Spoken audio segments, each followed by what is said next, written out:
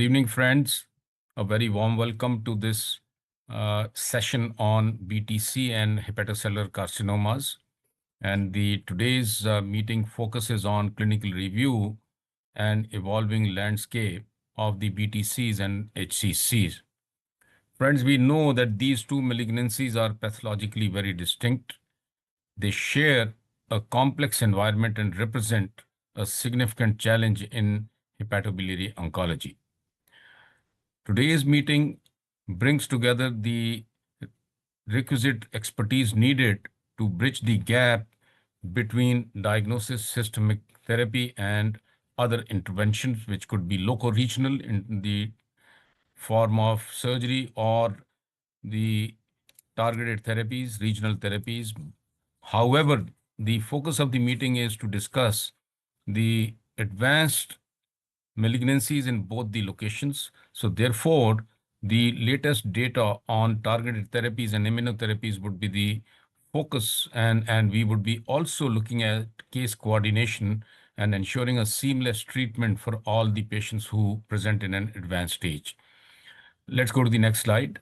I think I'm grateful to AstraZeneca, Zydus, and Oriate Health for supporting this meeting. Next.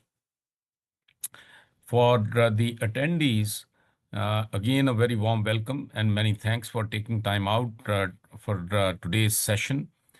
There will be a chat box and an opportunity to put your question in that chat box, and that would go to either one of the presenters or one of the speakers who would address these questions during the proceedings this evening. Next. That's the broad schema of the presentations. And the first lecture is being taken by Dr. Sain Kundu from Kolkata. He would present about the real world. Can we go back? He would be presenting about the real world evidence of immunotherapy in BTCs, followed by a panel discussion, and we would come to the introductions about the panel discussion later. Next slide, please. And Dr. Kundu is a specialist radiation oncology, Chittaranjan National Cancer Institute, Kolkata. Dr. Kundu, over to you for your lecture on the real-world evidence in BTCs. Thank you, sir. Thank you, sir, and good evening, everyone. And let me share my slides.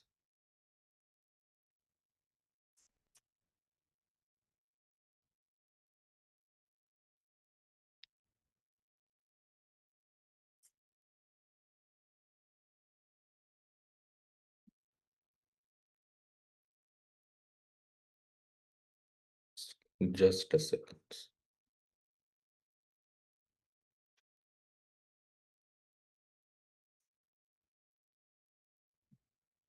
Dr. Kundu, could you put it on slideshow? Yeah, please, one.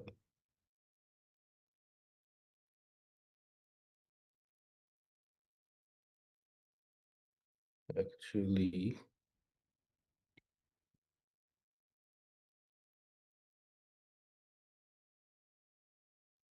it's here in the PDF format, I think. So, if Roshni has you, can we share it from our end? Yeah, sure. Please. Roshni, please.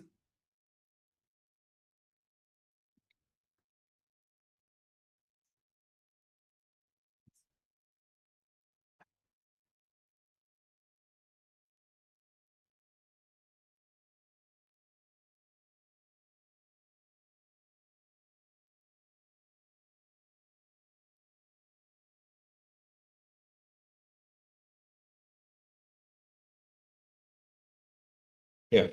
So good evening, everyone. And so the topic of my today's topic lecture is real-world evidence of immunotherapy in biliary tract cancers.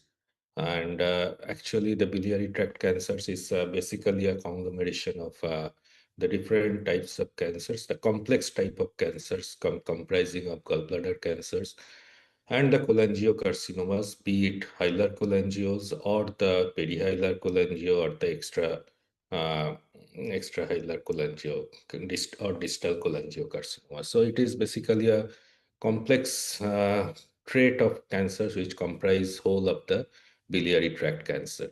According to the Globocan 2022 data, it is the 19th most common cancer in India with 21,780 new cases.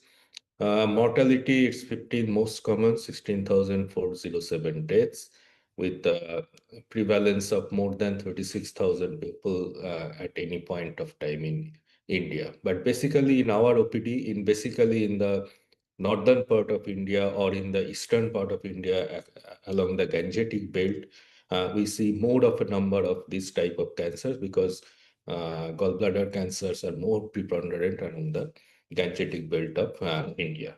So we see a huge number of cases, mostly in the metastatic stage in our clinical OPDs in everyday's OPD. Next.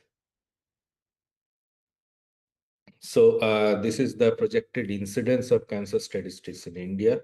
And if you see, there is slight female preponderance. More of female patients are affected by the gallbladder and other biliary tract cancers. Around 20,000 female patients in comparison to around 12,500 male patients, because we know that gallbladder cancer are mostly common in the female population, as is the gallbladder stone, and anything related to gallbladder is more common in the female sex. Next. So as we are talking about, if we see the regional prevalence, if you concentrate on these red oval separate structures, you can see that the more prevalence of gallbladder cancers and the biliary tract cancers are along the flow of the Ganges River, and it is a retrospective study conducted at the Command Hospital in Lucknow. It was a total of 245 patients with gallbladder cancer. They were diagnosed during the study period. In India, more than two-thirds, according to that study, were of female sex. The majority of the cases are from the state of UP, with the highest number of coming from the eastern district, closer to the river Ganga and its tributaries. So if you see that UP constituted around 73% of the patients, followed by Bihar, 16%, and Uttarakhand and MP, followed by Jharkhand. So though that study was conducted in UP, in the Command Hospital in Lucknow, they have their training areas from the other states also, but the preponderance of the patients are from the UP, especially in the eastern part of the UP, close to the Bihar and Jharkhand. Next. So again, going by the age and gender, there has been an increase in the trend for incidence of biliary tract cancers in both the males and females over the years. And higher index of suspicion is required even in younger patients in high incidence areas, especially in the northern and the eastern part of India. Any patient coming with a chronic right hypochondriac pain radiating to the back, or some form of jaundice or like that, we should suspect, we should have in our back of mind the diagnosis of gallbladder cancer or cholangiocarcinoma in our setting. Next. This is the 25-year gallbladder cancer incidence data from Cancer Registry of Delhi in 2020.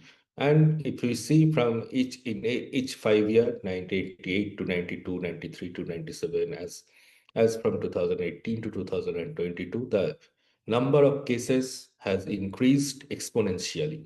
This may also be due to the better recording of the data, better hospital-based cancer registry or population-based cancer registry. But apart from that, if you see also, there is definitely an increasing trend in the incidence of gallbladder cancer in the cancer registry of Delhi. Not only in Delhi, if we see all the cancer registries which are in place in the northern and eastern part, we will see an increasing trend over the years. Next.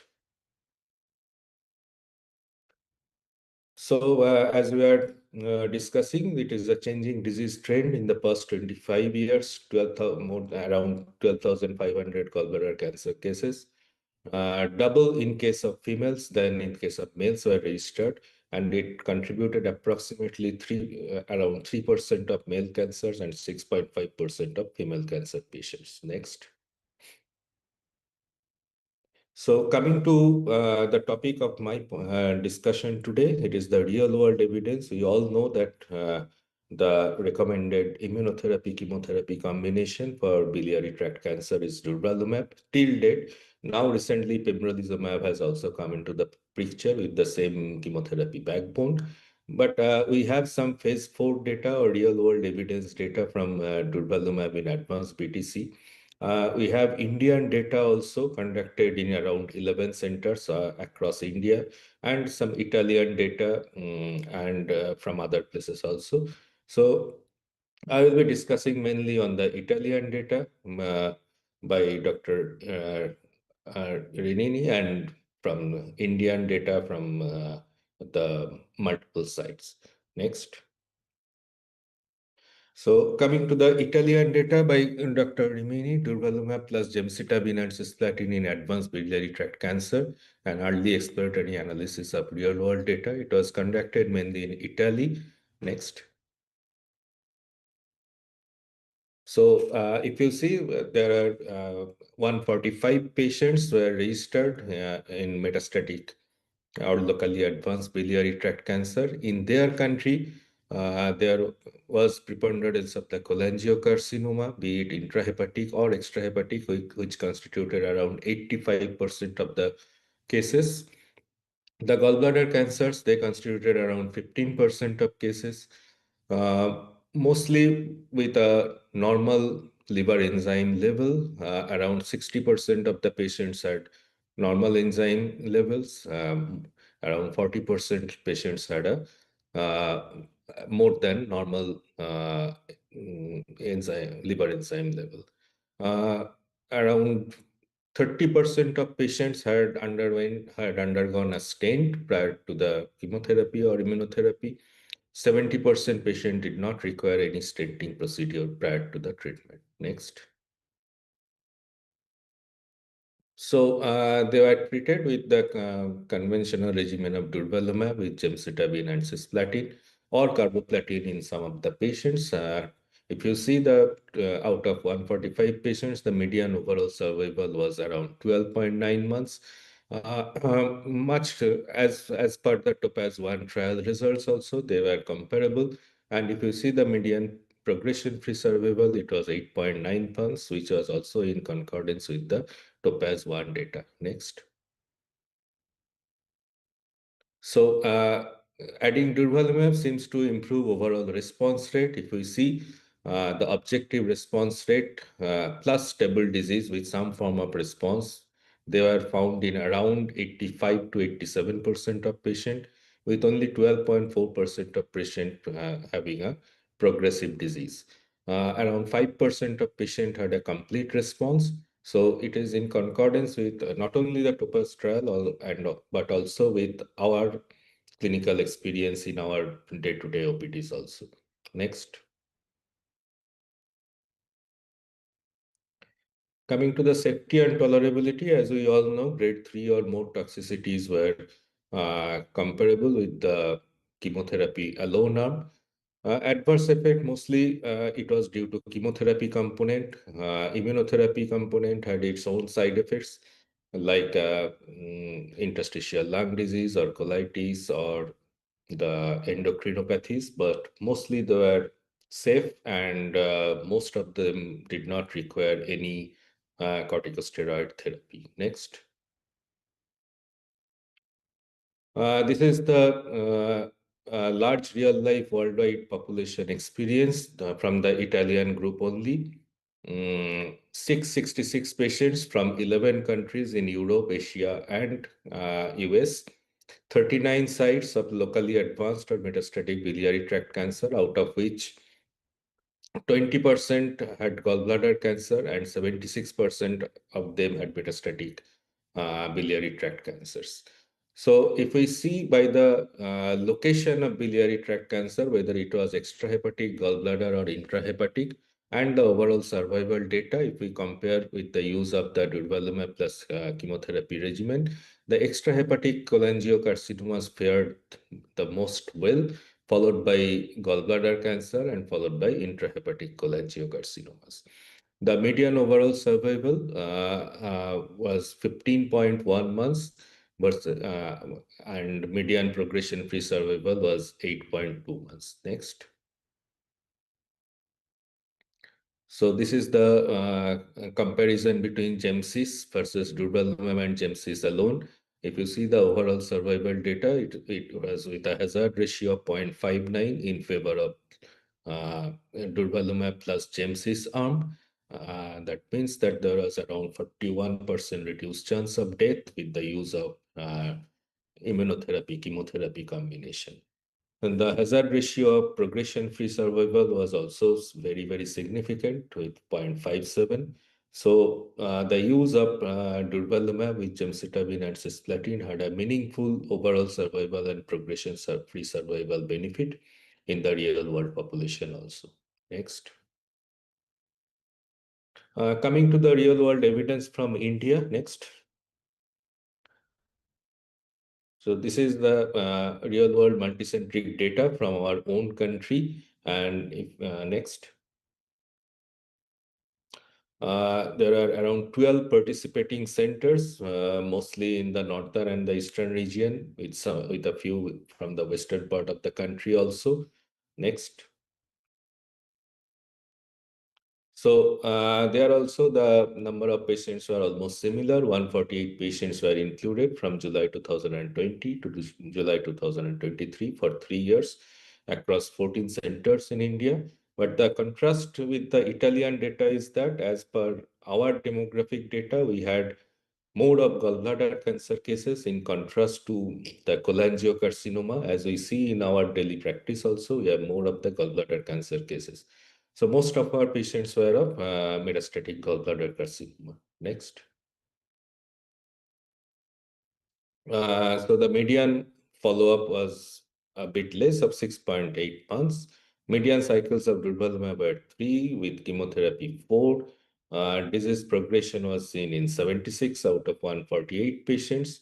100 patients died during the treatment, and 48 patients, around 33% of patients were alive on treatment. If we see the response rate, it was in concordance with the Topaz data also. 3 patients had complete response with 41 patients partial response and 36 patients with stable disease. Next. So the estimated median progression-free survival was 8.2 months, which is at par with the Topaz 1 data. And PFS benefit was seen in across all the subtypes, be it gallbladder cancer or cholangiocarcinomas. Next. Overall survival data was also in concordance with the Topaz 1 data, around 1 year, median overall survival of around 1 year. OS benefit was also seen in across all subtypes, gallbladder or cholangios. Median OS in patients with clinical benefit rate was 23.1 months, and median OS in patients in less than 60 years were 23.5 months versus 9.5 months in patients with age more than 60 years. So the younger the age, the median OS is close to 2 years in this subset of patient. Next. Coming to the safety and toxicity, as I have already discussed, as per the Italian data also, or the Topaz 1 data also, the toxicity profile was mainly due to the chemotherapy. Immunotherapy, as we see in our practice, we mostly see the endocrinopathies, the hypothyroidism. Pneumonitis is seen in some patients, with hepatitis in some patients. We generally rarely see those colitis or the CNS side effects of immunotherapy in our practice, which is more prevalent in the Western population. Chemotherapy dose reduction was required in 24 patients, around 16% of patients, and durvalumab dose reduction or temporary cessation was required in around 7.5% of patients. Next. So the conclusion from the real-world evidence or experiences are the first two reported real-world study of durva and chemotherapy are from Italy and India. The progression-free survival and overall survival and response rate in both the real-world study were comparable to the Topaz-1 clinical trial.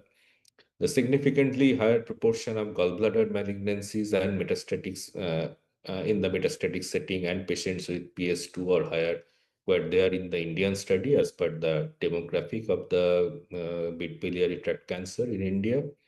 The Indian real-world data confirms that addition of durvalumab to standard chemotherapy provided good results in locally advanced or metastatic gallbladder cancer patients. No added safety concerns were there and toxicity was acceptable with no unexpected side effects. Next. So with this, I conclude my talk, and if there are any questions, I will be happy to answer. Thank you, Dr. Kundu, for bringing out the real world experience very into sharp focus. And we know that we treat a lot of patients who may not fit into the real inclusion exclusion criteria of a clinical trial, and yet in the clinic we do not deny them treatment. So therefore the real world evidence is a mirror to all of us, and I think it also tells us that the inclusive decision making in the clinic is the right way to go about. With that, Dr. Kundu, just stay on, and we Yes, sir. would want you to be available for the question answers during the panel discussion as well. So let's move on, and we have the next presentation, which is a panel discussion, Revolutionizing Biliary Tract Cancer Treatment, a Collaborative Approach to Optimal Management. And can you bring, yeah. I have the privilege of inviting Dr. Sushant Mittal, who's Director, Medical Oncology at the Action Cancer Hospital, Delhi. Over to you, Dr. Sushant, for the panel discussion, and request you to call upon the panelists and introduce your panel members. Thank Yes, you sir. so Yes, much. sir. Good evening, sir. Good evening. Thank Good you for the evening. Hi, good evening. opportunity. Good evening, sir. So I'll invite my panelists. Dr. Kundu is already there. Dr. Satish Sharma from Ranchi.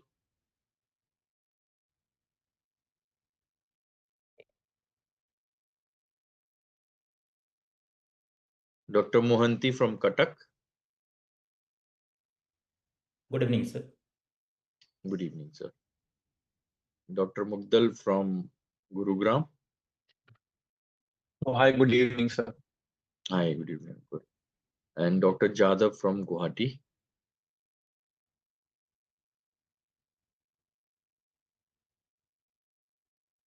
Okay. So IT team, please let me know when Dr. Sharma and Dr. Jadhav joins. Till then, we'll start the panel. Sir, request to keep it on slideshow mode. So click on the enable editing. There is a pop-up. Okay, okay, done. Thank you. So we can start. Okay. So we'll be discussing, Dr. Kundu has already told us about the data. So we'll be talking as how we have utilized that data in real world setting. We would all agree that it is one of the most common cancers in gallbladder. One of the most common cancers, gallbladder cancers, BTCs. And Dr. Sharma, what has been your take since your residency and since your practice? Have you seen increase in gallbladder cancers and BTCs? Oh, Dr. Sharma. Mohanty? Yes, sir. So in this part of country at Odisha, we frequently see, sir, gallbladder cancer, particularly BTC. Very often we see these cases, and yes, it's very frequent. Frequent. Yes. And Dr. Mudgal?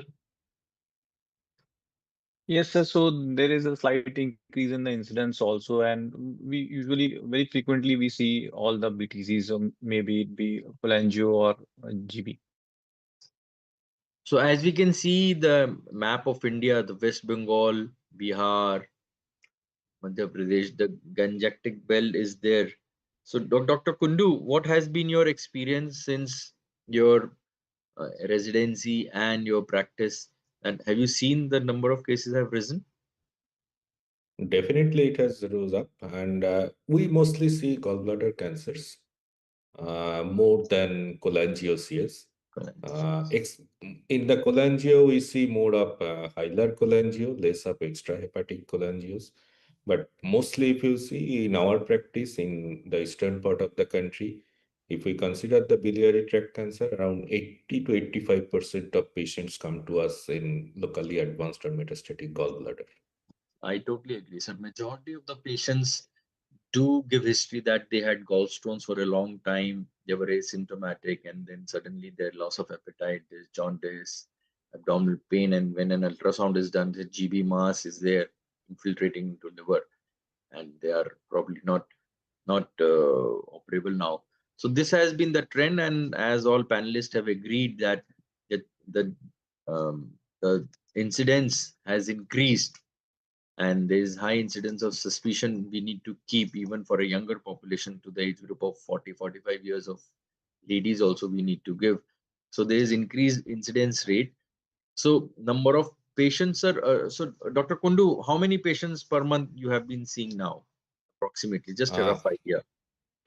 I know nobody uh, keeps that track. more, It's just a rough. no, it should be more than 10 because it's a government hospital, or mine is a government hospital, huge patient load. So at least more than 10 metastatic gallbladder we see.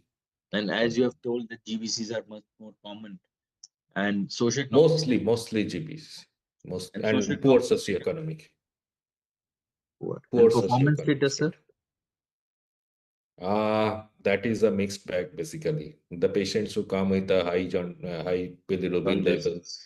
they are ECOG 3 or like that. But many of the patients come to us with a normal bilirubin level, and they are just incidentally diagnosed with portocabal and retroperitoneal lymph nodes only. Many a times, sir, it happens that the patients have taken some alternative treatment, some jhada, Yeah, some yeah. tulsi malas, and all those things, and then the performance status reduces. Yeah, it's very common in jaundice. Very, very common in jaundice. Even in this Delhi NCR part, I'm sure Dr. Mudgal would agree that they go to nearby states and get those treatment done, and then they come back to us that the jaundice is not improving and there is a GB mass. What's your take, Dr. Mudgal? What do you see? Yes, sir, absolutely, absolutely, sir. It's absolutely true that many of the patients delay their treatment due to these alternative treatments. And when the bilirubin started rising, we have already seen in our OPD also bilirubin of 15, 20, 25. So they just keep on waiting that it might come down and consult either physicians. So then when the workup was done, then only the final conclusion can be made. So it's a difficult scenario here. So most of us are dealing with locally advanced surgical, locally advanced patients, and nevertheless, we do come across patients who have incidentally undergone a surgery for GB stones, and then they were diagnosed as adenocarcinomas, and then a completion surgery is done. So Sorry Dr. for the Mohan, interruption, sir. Dr. yeah, Jadhav is there. okay, so okay, welcome, Dr. Jadhav. So Dr. Mohanty, what is your line of treatment, Dr. Yes, Mohanty? Yes, sir. So, what is your line of treatment in when the patients of metastatic BPCs come across in your OPD, and how do you counsel them in your scenario in the place where you are in Cuttack, sir? You are practicing? yes, sir. Yes, sir. I am presently working at HCG Kotak. So Yes, sir. in my practice, I would say monthly I see about 10 to 20 cases of Okay. BTC. So I agree with your point that commonly we see gallbladder or like hilar cholangio. That's more frequent. So in my practice, I would say 9 is to like 10 is to 1. So one patient out of 10 I can treat with immuno plus pembro is Durva plus Gemcis. So almost 9 cases I go for simple Gemcis combination because of the financial constraint and all. And about performance status during presentation, most of them present with ECOG PS2 or 3. Okay. Okay. But do you counsel all of them that there's a immunotherapy drug available and one Yes. should opt for it? Yes, sir. Most of the time, even if it's a government patient, so still sometimes, because of some other factor, they come back and ask about the options. So always upfront, I give them and discuss with them the limit, like available options, and accordingly. So I discuss with the availability of all options. Okay. Although it's a government, or still we discuss, sir. So Dr. Jadhav, good evening. Welcome, sir. So we Good evening, were sir. Sorry for discussing the late join. No, that's all right, sir. I understand, sir. So we were discussing about metastatic BTCs and how frequently do you see, how many patients per month do you see in BTCs? Yes. So basically, sir, I practice in Guwahati, Assam. Yes, sir. And in this region, biliary tract malignancies, especially gallbladder, is extremely common.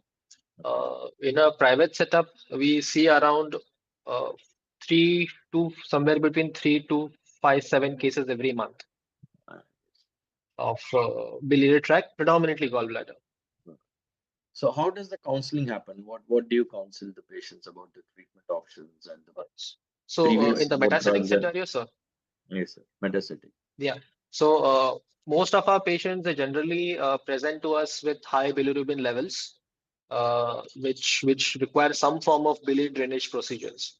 Once that is done, depending on the performance status, because the category of patients that come to us, the general PS is not very great. So we counsel them for chemotherapy if they are like fit for any form of chemotherapy. And we counsel about addition of immunotherapy to all of our patients.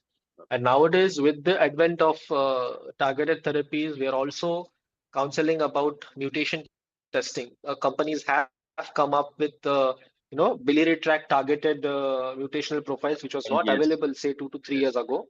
Now we have like specific IDH, FGFR, HER2 panels, which are relatively pocket friendly. So we also tell them about that. Fine, sir. So how many of are you able to convert them for chemo plus IO? Chemo plus I have probably 2 in 10. 2 in 10. Yeah, Is and it most of because them are from the corporate insurance or like railways or Coal India, those kind of patients. but you are convinced about the data and the science? You yourself are convinced? The quantum of benefit might not sound very great, but then we are not like spoiled for choices when it comes to gallbladder and biliary tract All of it. malignancy. So this is the best available evidence we have at this point in time. Actually, the question I would like to rephrase, Dr. Mugdal, if you can help me, that after giving 6 cycles of chemo and the patients have good response, PR or probably stable disease, there, what happens to those patients? What do you tell them that? What next? The patient says, how long do I have to continue chemo, or what can I do so that the disease doesn't come back or it remains in partial response?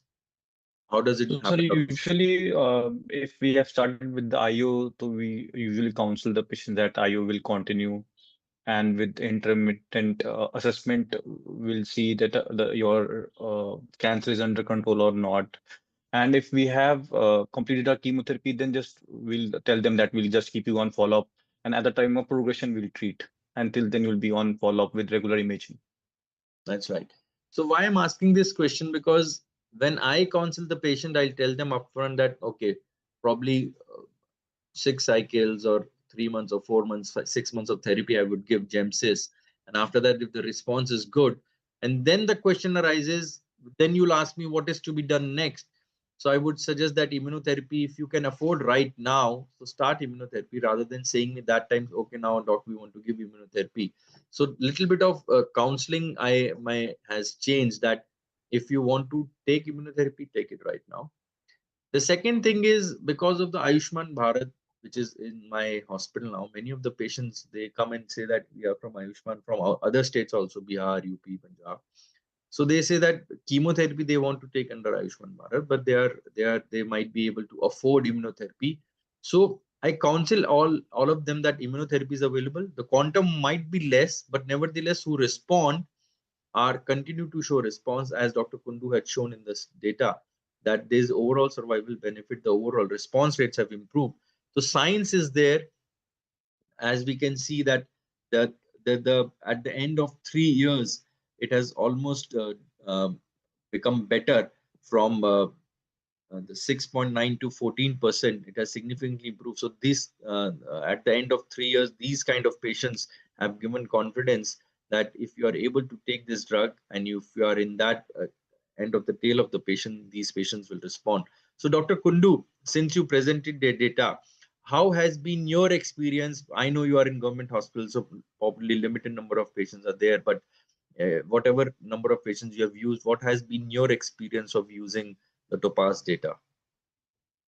Yeah, same. Out of 10 patients treated for metastatic GBC, around 2 or 3 patients can afford from their own pocket. Or else, even as you mentioned, you have your Ayushman Bharat scheme, we have the Swasthya Sathi scheme here in West Bengal. Yes, sir. So many of the patients can also afford the immunotherapy from their own pocket. So apart from that, the CGHS patient, the Yes, sir. central government health scheme Health patients, government and patients. the state government health scheme patients, they can also afford from the health scheme only. So if we see, I have around 2 or 3 patients who are on long-term durvalumab maintenance, around I think 9 or 10 cycles of maintenance durvalumab after Maintenance. Well, now the overall response rates, Dr. Mohanty, what's your take on overall response rate? The thing is, sir, my concern is those who respond so well, definitely, as you already highlighted, they keep the sustained response for longer period. So far, as per my experience, given in 4 to 5 patients, so recently one case post lab chole, then patient didn't come up for subsequent treatment, then came to us after 6 months with peritoneal heavy disease and ascites. So after giving 3 cycles of dorvagemcis, now patient is on CR. So complete metabolic response. So and older experience, maximum patient received maintenance for 6 cycles, maintenance durva. So beyond that, I have not achieved so far. But this case was a disease situation post lab chole that was not positive for malignancy, may be not properly reported outside. Maybe that is the doubt. And when recurrence happened, that was more like a recurrent BTC based on the biopsy and the biochemical correlation in IHC. So responded very well. And about the response, those who respond well, they keep on responding for longer period. It's already seen that 2-year OS rate is about 21%, 3-year OS rate is about 14%. So definitely. So you have to segregate those patients who respond well. You should think of having a better survival for them. So Dr. Mugdal, what's your thought on PFS overall response rates? So, sir, yes. So the updated 3-year OS is always is better. We have seen that, and that due to the long-term, the delayed long tail which we are seeing with the immunotherapy drugs, that is the most important thing we have to consider. And we also counsel the patients about this, that if you get a good response and it goes on for a long time, then you might have a good survival in comparison without the immunotherapy drugs. So it holds up for a significant amount of benefit. So Dr. Jadhav, any side effects you have seen with Durva? Nothing out of ordinary that we see for routine immunotherapeutic agents. Most commonly, we do have asymptomatic rise in TSH. That is the commonest adverse effect specific to the immunotherapy molecule that we see. Apart from that, odd cases of skin toxicities, but they are mild to moderate. Nothing that has till yet, whatever 4 or 5 patients I have treated with Durva in this indication, none of the toxicities has warranted withdrawing of the drug. So any of the panelists remember any toxicity which was worth mentioning, or would you agree that it doesn't add to the chemotherapy toxicity? The quality of life remains well. So any of the panelists has any experience with any different, since it's a learning platform, anyone has anything to So share about the side effect profile? recently, Okay, please continue. recently encountered the colitis. So colitis diarrhea. And what So, grade was it? it was grade 2. Great, Total manageable. conservatively now started on oral prednisolone 30 mg BD, then tapering dose every weekly. So then patient is now off prednisolone and recovered. But Previous- majority of the patients have tolerated well. Yeah, continue. Continue. Dr. Kundu, sir? Same with Dr. Mohanty. I had one patient of grade 3 colitis with dilated bowel loop, severe diarrhea. A grade 3 started on methylprednisolone, tapered, and now she is again continuing. Continue. So Colitis is one of the colitis. So as in the trial and in the real world experience, the side effects are manageable, and grade 3 side effects are very rare. And whatever side effects have been there, they have been manageable, and patients have continued the therapy. None of them had to discontinue the therapy, I think so. So that is what it's in the trial also, that it's a well tolerated drug, and we have used not only in BTCs but in lung cancer also. It's a fairly well tolerated drug. So safety concerns, experience we have discussed. In real world study, we had this 148 patients from across India, and majority were gallbladder malignancies, as all of the panelists were telling, and performance status 2 or higher, as everyone was telling, and predominantly presented a de novo metastasis. So this is the real world evidence, real world data, what we had discussed a few minutes back. This is what the data was itself showing, and the survival PFS was 8.2, OS was about 12 months, with survival benefit consistent with Topaz 1 trial despite the heterogeneity in the trial population. So Dr. Mohanty, would you agree that this data is at par what we have been practicing across India? Sir, so far my experience of median PFS is almost, although we have not analyzed, but if you look at the data, the retrospective data from Italy, from India, be it the real world from the Topaz 1 also, almost it's correlating. There is a concordance between the trial data and the real world data. Okay. Dr. Jadhav? Sir, you are on mute. Yeah.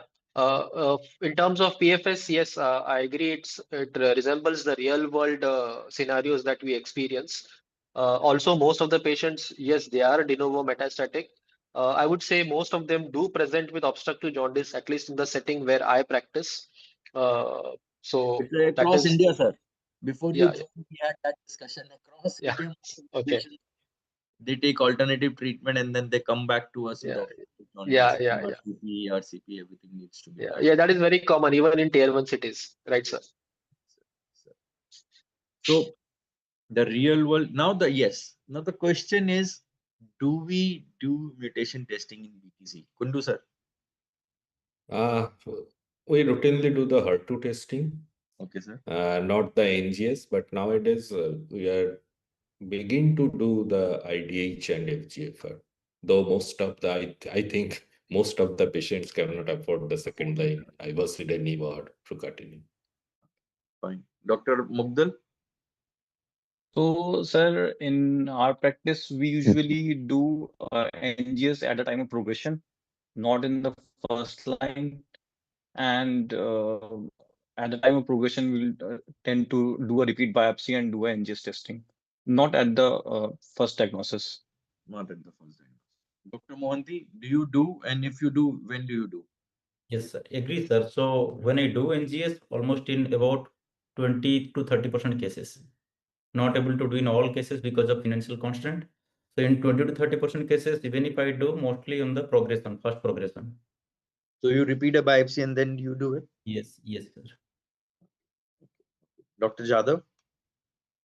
Previously, we used to do only HER2 because, as I said, most of our patients are gallbladder, wherein HER2 is the commonest mutation, whereas uh, and previously ivosidenib was also not available, I think about 6 months ago. But now with the availability of ivosidenib and dedicated panels, which are specific for HER2, IDH1, and TREC, we are counseling patients at baseline for NGS testing, just like we do in lungs. Yes. So similarly, in my practice also, I have also started counseling patients because these are the agnostic molecules, and if tertiary centers like us will start doing it, then the absolute number would be, I think, would be high, although the percentage wise would be low. But if we start doing and having the data, then we can offer the patient uh, the drug. Although I would agree in the setting link Dr. Kunduz, it would be difficult that patient might be not be able to afford the drug, but nevertheless, one should counsel and probably offer them that this is the test available and we should get that done.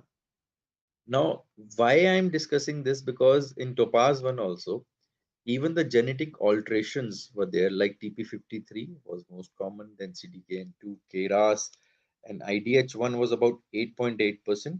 Then we had FGFR2 mutations were also there. And in spite of that, the drug was working fine in and was taking care of these mutations as well. So James is Dura, even if you are not able to do upfront and there's underlying mutation, the drug was able to give a benefit and there was an overall survival benefit even in this category of the patient. So one can do it upfront or later on, the drug takes care of these mutations. So if HER2/neu is positive, Dr. Mugdal, upfront HER2/neu positive, do you add anything or do you wait for the second line? What do you do? So we usually wait for the second line. Upfront, we consider chemo IO as as a first option, and at the time of progression, we'll add anti-HER2 therapy. Dr. Jadhav? Yes, we would consider chemo IO as upfront, and on progression only would consider trastuzumab with. So anyone would consider upfront? Why No. I'm discussing, because we have this TDXD which is available, and in BTC about 56% of the patients were IHC positive in Destiny 02 trial. So anyone has used TDXD upfront in metastatic BTC? No, till not. We have, I think. Ved sir, if you are there, sir, have you used, since you are the most experienced ones amongst us? No, not we are not using HER driven therapies as the front line. Frontline So therapies. we standard of care is GEM, Durva, Cis, Yes. and we wait for the second line to come up. Thank you. Thank you, sir. So just a comment I would offer Yes, sir. Yes, sir. when we were discussing the toxicities. Yes, sir. So we till now we never had an opportunity to interrupt or withdraw Durva in any of the patients' lung. In fact, many of our lung patients have actually, they've been on even on follow for the last 4 to 5 years Yes, sir. post completion. But we are at the moment treating one gallbladder which is metastatic, and this was third cycle.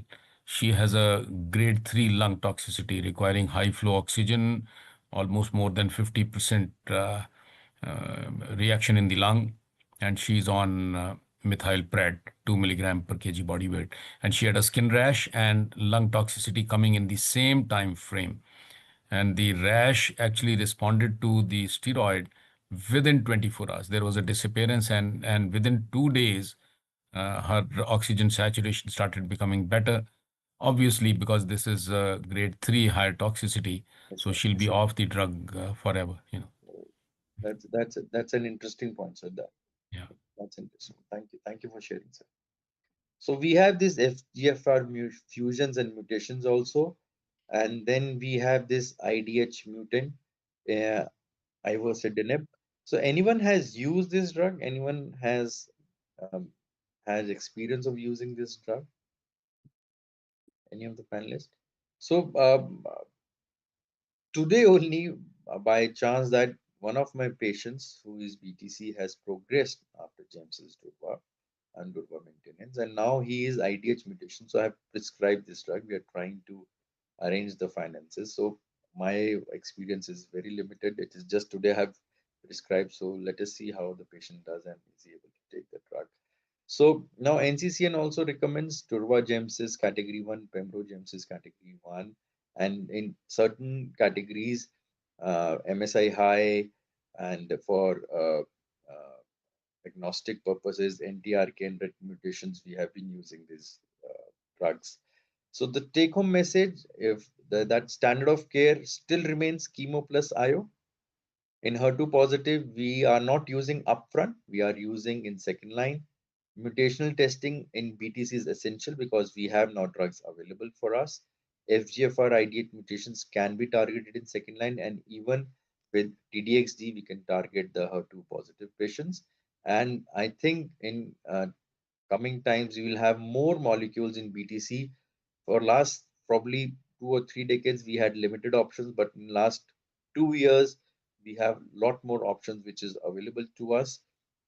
And with this, I like to thank my panelists and back to the organizers. Thank you so much. Thank you, Sushant. That was a really amazing panel discussion. All the questions were discussed and dissected in a very meticulous manner. But Sushant, there is a little bit of work to be done. There are two questions in the Q&A box. First is, what is the relation between Gangetic region and BTC?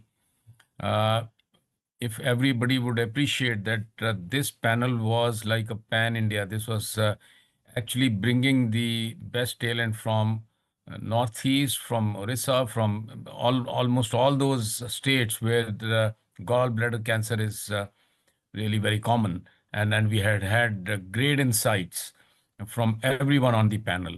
I must thank Sushant and all the panelists for doing such a wonderful job. Would anybody like to offer a comment on the relationship between the Gangetic region and BTC? Sir, we had Uh, one study from AIMS and by Dr. Atul Sharma's guidance, and it had shown that probably the sediments in the water had some reason for relationship between genetic bell and the BTC. That was the only correlation we could find. Dr. Kundu, sir, was saying something. Sir, please. no, mainly higher levels of arsenic, maybe water contaminants. Long-standing gallstones sometimes goes to dysplasia and cancer, and more preponderance of Salmonella typhi post-salmon. I think these are the common causes. I would also like to put in one comment here. There was one interesting study. I don't remember from which institute, but I think it was from Tezpur in Assam. So there, basically, they had analyzed the composition of gallbladder stones amongst people who had undergone cholecystectomies in the associated medical colleges. And what they found was the gallstone composition of patients who had some kind of a dysplastic or early neoplastic were quite different as compared to, say, the other kind of patients. So, if I don't remember exactly the study, but it seems it was higher. It had a higher concentration in certain heavy metals as compared to other other specimens. That's an interesting study. Actually, I didn't get the time to go through it in details, but it was done from an academic institute in Assam. Thank you so much. That's a very interesting observation. There is another question. What is the reason for delayed effect of IO as OS/DFS graphs separate after about 12 months? So there is a delayed separation of the curves. Could there be some reason to that? Would anyone like to offer a comment to that? Sir, I think majority of the IO trials have shown this only. IO, the patients who respond, they continue to respond, and even if the margins are less, they start separating later during the life. That's why we sell tail of the tail, what the term what we commonly use for IO therapies. So I think that's a very plausible explanation because these are long-acting drugs. Even when you have withdrawn the IO, they continue to linger on. So yes. these are very long-acting drugs, and the effect stays for quite a bit of time even after the withdrawal. So there is a question about Indian statistics for CA prostate. Please, I think I have to request that this is a meeting on BTCs and HCC, we will have to offer our apologies for not discussing this question out here. And there is a question from Dr. Kashmal Mafazi. I have a patient with gallbladder cancer, and she progressed after chemo plus IO, Pembro, but then the hemato-oncology gave TKI Lenvima, and she responded. Now we try to do NGS especially for NTRK1, 2. Please give your comment. And should we give her anti-IDH1 HER2? Thank you. So this is quite a complicated, many questions in one. So what would be what I can understand, the question revolves around the role of NTRK, IDH and HER2. I think these points have been discussed, but maybe briefly, Dr. Sushant, if you could sort of put Yes, sir. the query to rest. So I And don't know why Lenvivam was given. I don't know why, probably. But yes, we should get these NTRK, IDH, and HER2. And if any of them are positive, we should definitely offer the drug because these drugs have agnostic values and they would benefit the patients. We have limited experience of using this drug, but if the report comes, yes, definitely please share the report and probably we'll be able to share our experience as what is to be used. But yes, these drugs can be used in this patient and yes, should be done for this patient. thank you so much once again, Dr. Kundu, for your wonderful talk, for Sushant, for your wonderful moderation, and all the panelists for accepting our invite and being on the panel on this program this evening. I think we come to the conclusion of session 1, which was on BTC. Let's move on to HCC. And there are two again presentations, and the first one is by my colleague Dr. Ankur Nandan Vashne, who would speak on current frontline strategies for advanced hepatocellular carcinoma, role of TKIs, important drugs, single agent as well as in combination still, and then lot many more studies are actually coming, critically looking at the role of TKIs. Ankur is a senior consultant in the same department where I also work, that is the Medanta Medicity Gurugram Department of Oncology Hematology. Over to you, Ankur. Thank you, sir. And after a wonderful side discussion over the role of biliary tract cancers with multiple mutations, now we are going ahead with hepatocellular carcinoma. And so I know that the immunotherapy is talk of the town pertaining to the hepatocellular carcinoma, but the most patients are treated with tyrosine kinase inhibitor. The very first reason is the cost. The second reason is the current status of the patients which we received. As in India, maximum patients present to us in childbirth B or C stage where immunotherapy are not advised. So we move ahead with the first slide. The topic given to allotted to me is current frontline strategy for advanced hepatocellular carcinoma with a special focus on role of tyrosine kinase inhibitors. Next slide.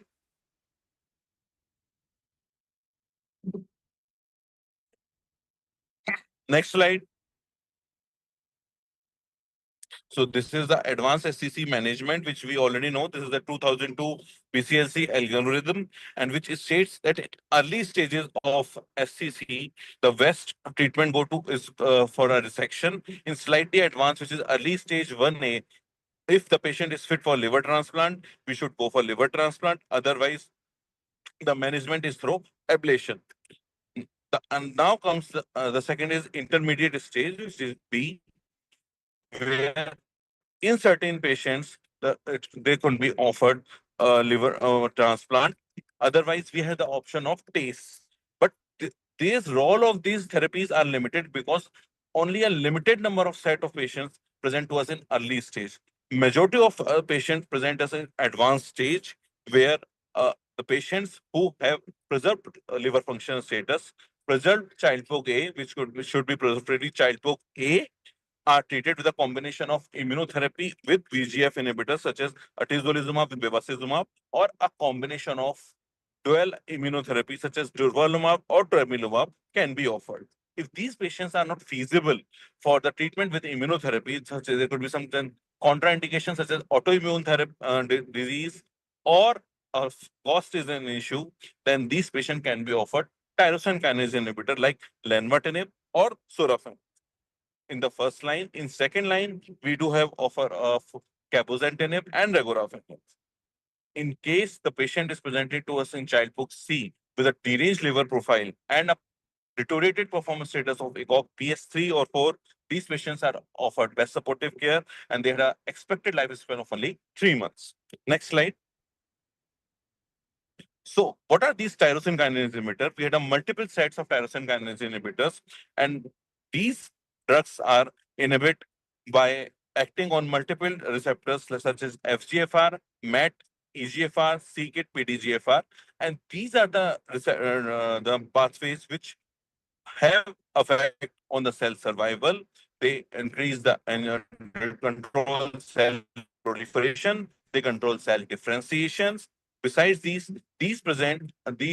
had an effect on the development of blood vessels, and inhibition to these targets inhibits angiogenesis, thus delaying the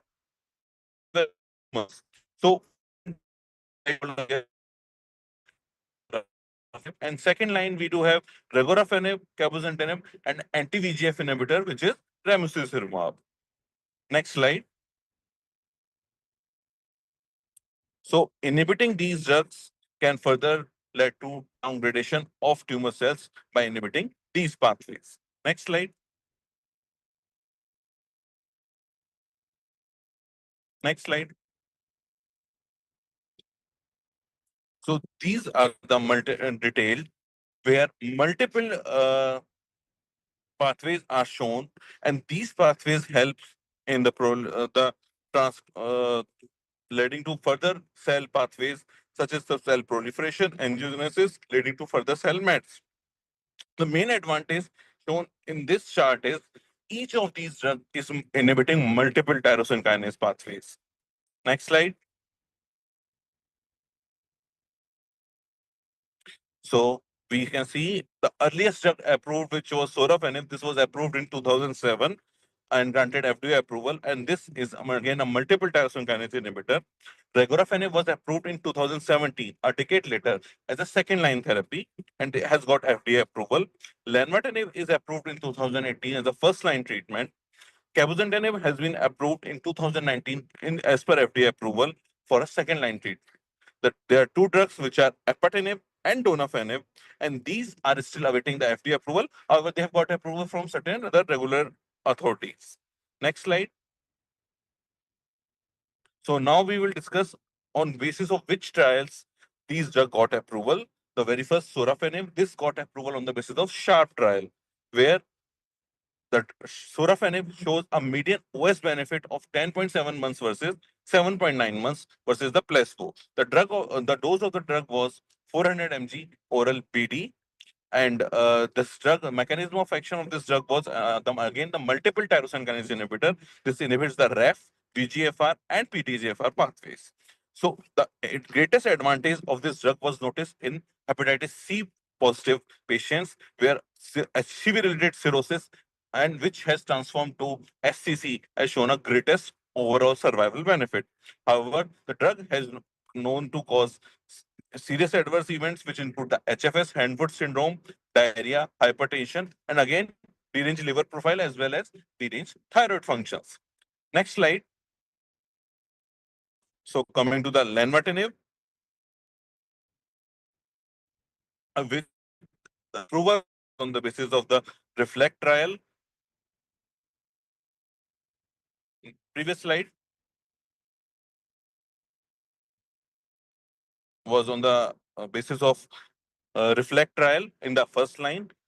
As compared to the lenvatinib was compared with the sorafenib, and we found the overall survival benefit recorded with lenvatinib was 13.6 months, where with sorafenib it was 12.3 months. So this was numerically significant, and the drug was shown to be non-inferior to the sorafenib.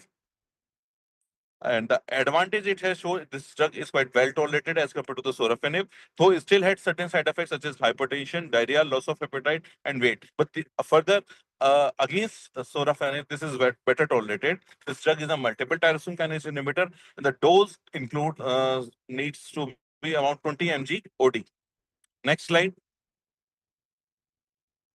So coming to the cabozantinib, this drug was approved on the basis of Celestial trial, and this drug is approved in the second line. So in the second line, post progression on sorafenib, cabozantinib, PFS benefit with the which was 5.2 months versus 1.9 months. Coming to the OS benefit, then the drug has shown OS benefit of 10.2 months in 8 months in C. So this this tyrosine kinase is survived by 2 months. Better response in previously treated the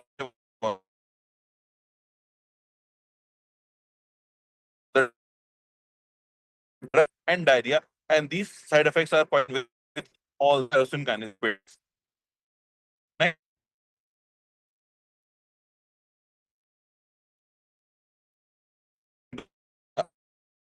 which is the regorafenib. Approval of this drug is on the basis of resource trial, and this is again a multiple tyrosine kinase inhibitor. And the patients in the resource trial were randomized to either receive regorafenib versus best supportive care in second line post progression on sorafenib, and we found out a median overall survival benefit of 10.6 months versus 7.8 months. So this has shown a overall survival benefit. And besides overall OS benefit, this has also shown the overall response rate benefit and disease rate benefit. So the drug is not recommended for sorafenib intolerant patients. Again, this drug has a similar side effect profile, causes hypertension, head-foot syndrome, fatigue, as well as diarrhea. Next slide.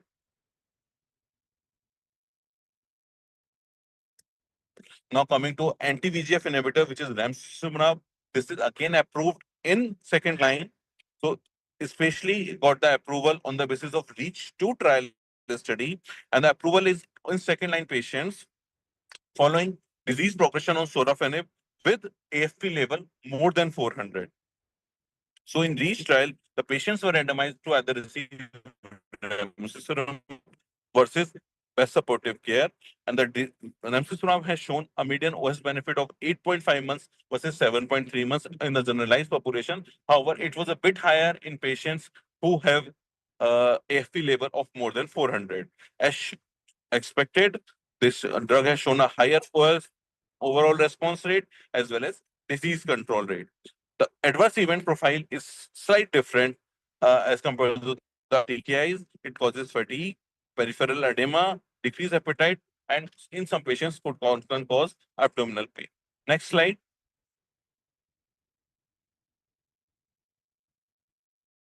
So we know that these tyrosine kinase inhibitor can be easily given, as majority of the drugs are oral. However, the challenges that we face in patients receiving tyrosine kinase as there are multiple pathways where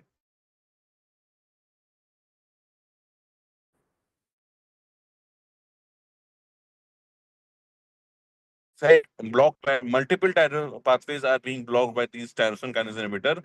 The further resistance pathways are known to develop. This is the reason that why these drugs have a limited lifespan and causes a benefit which ranges around 6 to 9 months only. Next slide.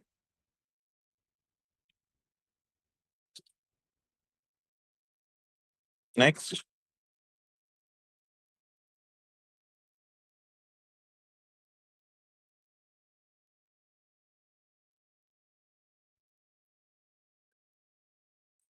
So development of resistance is a big challenge, and we have the side effect profile, which is quite similar, causing distress to patient, and then there are certain tumor microenvironment changes. Next slide.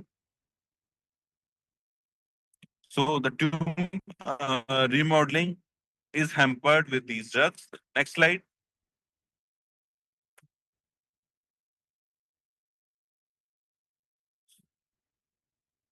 So these are the limitations of the shown with the tyrosine kinase inhibitors. These may complement ICI as shown in various studies, especially pertaining to the kidney cancer. However, the studies in liver is limited. Next slide. So the first line combination approach usually includes the immunotherapy agents with anti-VEGF inhibitors or dual IO therapy. Next slide.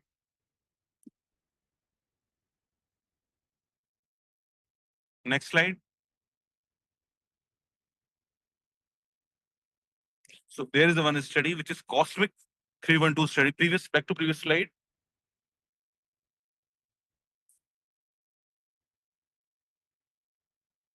Which is studying the combination of cabozantinib with plus atezolizumab versus sorafenib.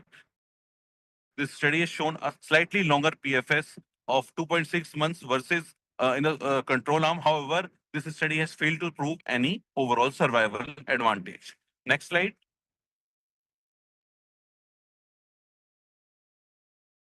Recommendation in patients who have preserved performance status as well as child status. The carry first treatment includes atezolizumab with bevacizumab or tremelimumab with durvalumab. However, in patients who are not fit for these treatment, lenvatinib and sorafenib can be offered.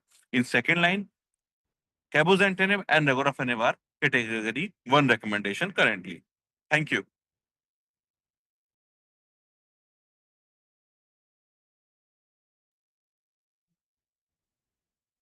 Thank you, Dr. Ankur, for that wonderful review of the role of tyrosine kinase inhibitors. And as very rightly pointed out in the beginning, that more patients actually are treated with TKIs rather than the immunotherapy backbone for a very simple reason that the access to treatment is not universally there.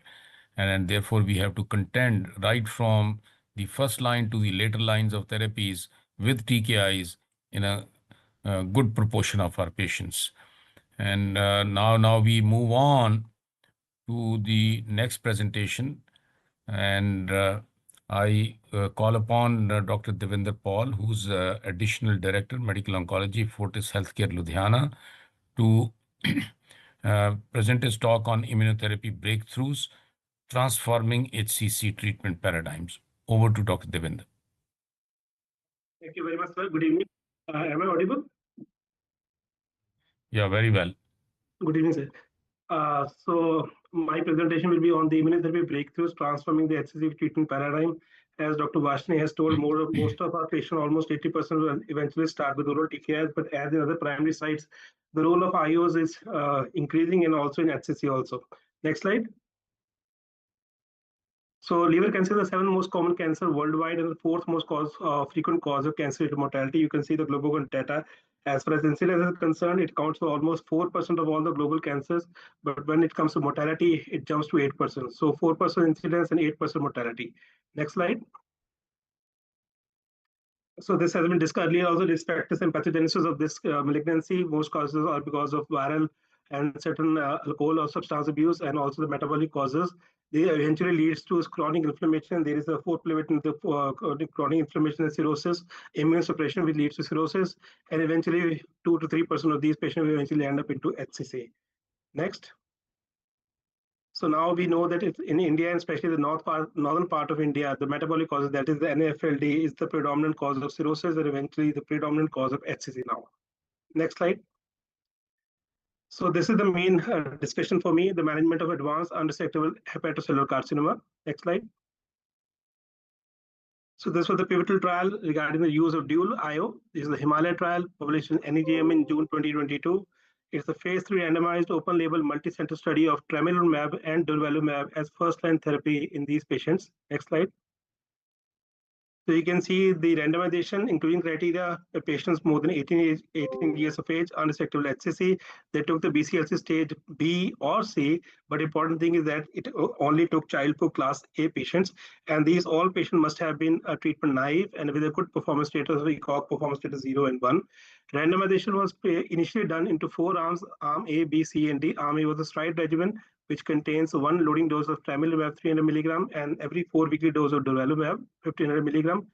Arm B was only the durvalumab monotherapy. Arm C was the sorafenib. Arm D was durvalumab and tremelimumab in equal doses. It was not given as a loading dose, but eventually this was withdrawn. And the primary endpoint of this study was the OS, and we had a multiple secondary endpoints, including the health related quality of index and the PKPD analysis. Next slide. So what is STRIDE? STRIDE stands for single tremelimumab and regular interval durvalumab dose. So this is the combination of anti-CTLA4 and anti-PD-L1 combination, which is approved by the FDA for these patients. You can see the STRIDE regimen was previously known as a T300 plus D and consists of a single priming dose of tremelimumab 300 milligram, which was given on the day 1, and along with durvalumab, which is given sequentially in every 4-weekly dose of 1500 milligram. Next slide. So demographic and baseline characteristics was equally divided in all the 3 arms, whether it was the region, the global part of the world from where the patient were taken, viral versus non-viral etiology, ECOG performance status, BCLC. They also randomized, they were equally randomized as far as the LB grade was there, and also the presence of macrovascular invasion or extrahepatic spread, and as far as the serum AFP at the baseline of more than 400 nanogram was concerned. Next slide. So eventually, most of these patients will progress, and they have to go for second-line therapies. For the patient who were in the dual IO or durvalumab, almost 80% patients they went up to the second line. A majority of these patients had some sort of oral TKIs or the anti-angiogenic therapy, and the patient who were on sorafenib, almost 70% patients they eventually went up to second-line therapy. And most of these patients were either gone to immunotherapy or to other forms of targeted oral TKI therapies. Next slide.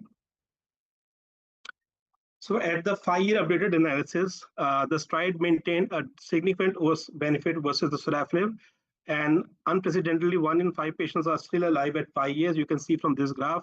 If you can see at 24 months, 40% patient in the STRIDE as compared to 32 in the sorafenib are alive. But once we go to 36 months, there's 31% in STRIDE regimen compared to just 20% in sorafenib. At 4 years, it was 25% in the STRIDE regimen compared to 15%. And at 60 months, that is 5 years, almost 20% patients on the STRIDE regimen, which are still alive, as compared to just 9% in the sorafenib. So this represents the longest follow-up data in the phase 3 studies in advanced HCC. Next slide. So then comes the 5-year update overall survival as compared to the according to subgroup. You can see everything was favoring the STRIDE regimen, regimen as compared to sorafenib, whether it's the age, PD-L1 expression, etiology, viral, non-viral, which is very important, as which was not seen in the AT plus BEV. It was faring better even in the non-viral etiologies also.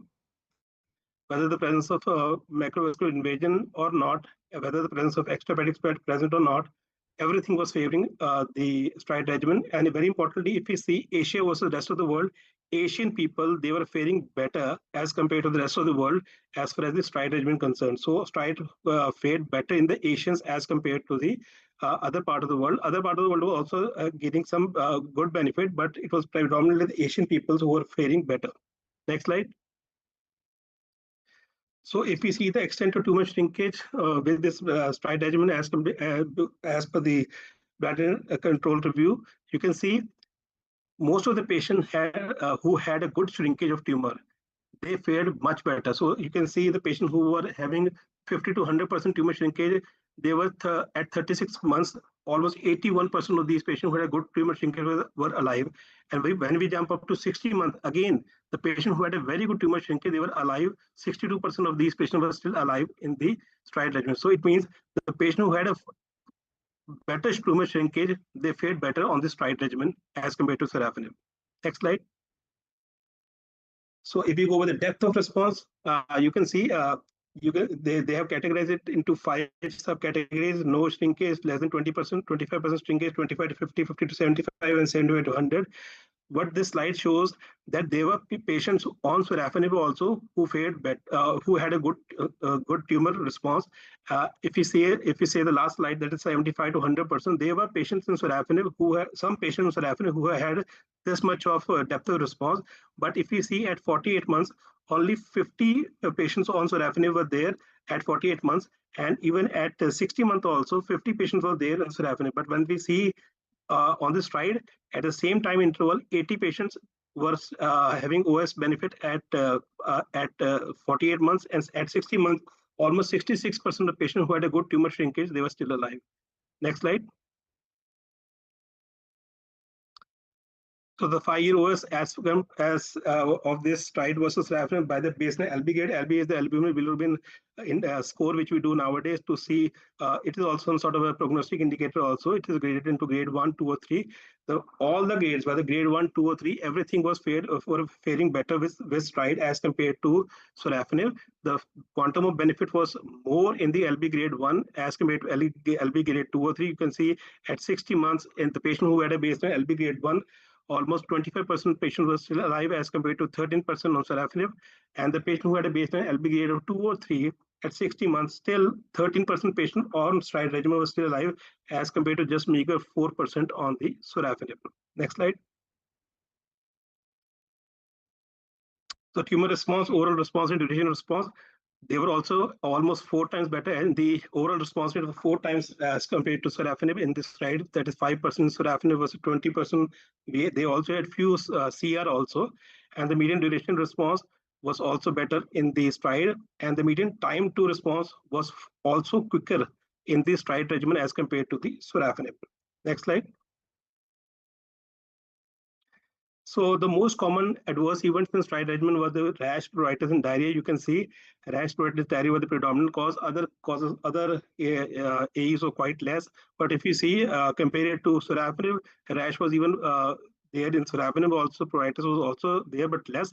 But diarrhea, hand-foot syndrome, hypertension, fatigue, anorexia, they were far more in the sorafenib arm as compared to the stride regimen. So it is, as compared to sorafenib, it is a much more easily tolerable regimen. Next slide. So treatment-related hepatic or hemorrhagic events, adverse events. So you can see hepatic adverse events were 17% in the stride regimen, but grade 3 was only 7. But if you see into sorafenib, almost 12% all grade versus 5% grade 3. Patient with hemorrhagic adverse events, hardly any in the stride regimens compared to 5% all grade in sorafenib and 2% in grade 3. But importantly, there was no esophageal variceal hemorrhage in whether it was whether the patient was on sorafenib or the stride regimen. Next slide. So now this year, as per 2025 update, Himalaya 6-year OS has been presented, and you can see at 5 months the OS was 20%. At 5 years, the OS was 20% versus 9% in sorafenib. But at 72 months, that is the OS, we have still a continued plateauing curves.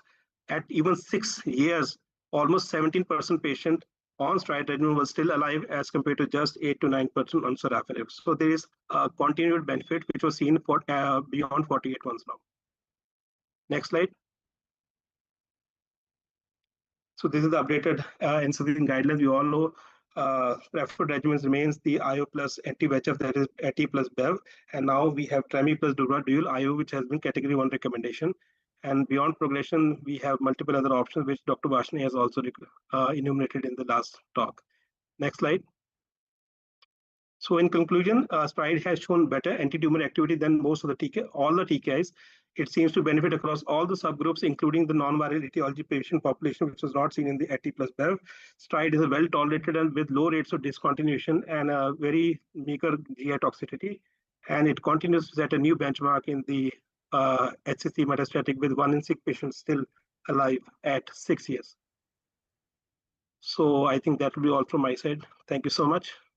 Thank you, Dr. Paul, for that wonderful presentation. And the trial has brought the medical oncologist into a sharp focus. And in fact, immunotherapy has brought us back into the contention as far as the treatment of hepatocellular carcinoma is concerned. We were using sorafenib for quite some time, but obviously the right type of the patient, tolerability, and durable responses they were missing. And we will move on, I think, for the next panel discussion.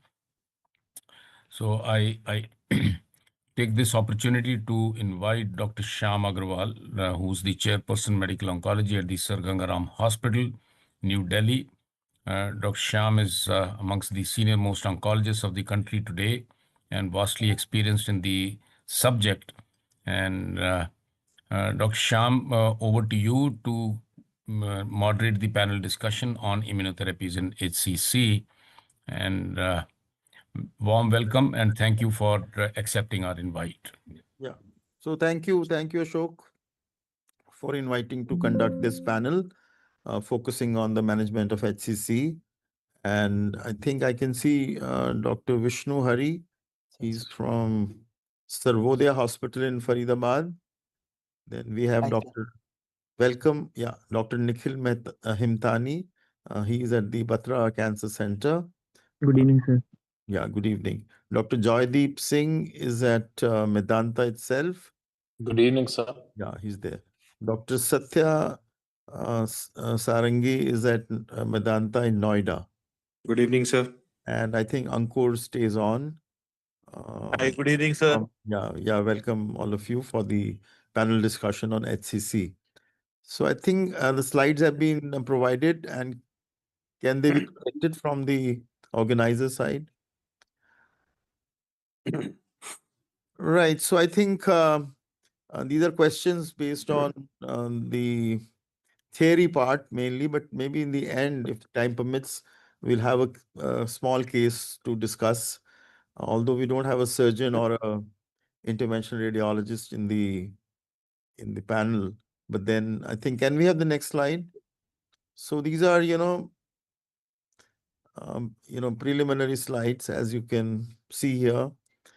We are seeing more of NAFLD, NASH, associated with metabolic syndrome like diabetes, obesity, and the risk of liver cancer is rising.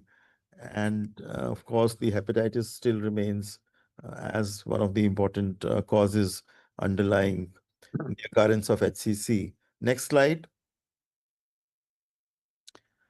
Okay, so I mean, these are very basic questions. We can just go through them very quickly. Dr. Nikhil, do you see a lot of HCC in your OPD, in your institution?